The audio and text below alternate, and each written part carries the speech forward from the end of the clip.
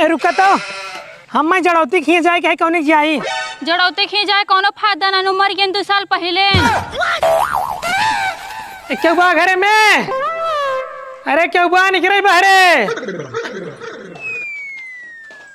अरे बड़ा लेट कर दिया आवे में। लेट कर दिए और का? एक तो सरवा तहार घर अतरे में बाटे लेट हो गया। इतना बड़ा घर सबके लौकत बाटे दूरी से तो का ना दिखात रहा। एक काम कर फटाक चला खेत में। हाँ चला चला देखा। हाँ। हमार खेत ये लेखपाल हम ये कहते ना हमार देवर इतना हरामी बटाई जवन भी की है ना हमरे और ज्यादा कर दी है।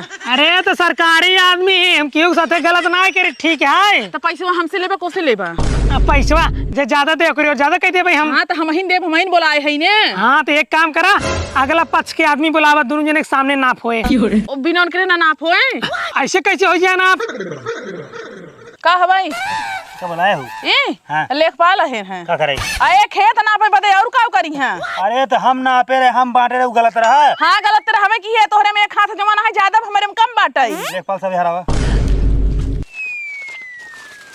फैसला हमारी ओर सुनाए जानते हैं। जितना पैसे कहबा उतना पैसे देव ठीक बा तो का अब हम 2 लाख रुपया नगद देव ठीक है? ठीक है। हाँ।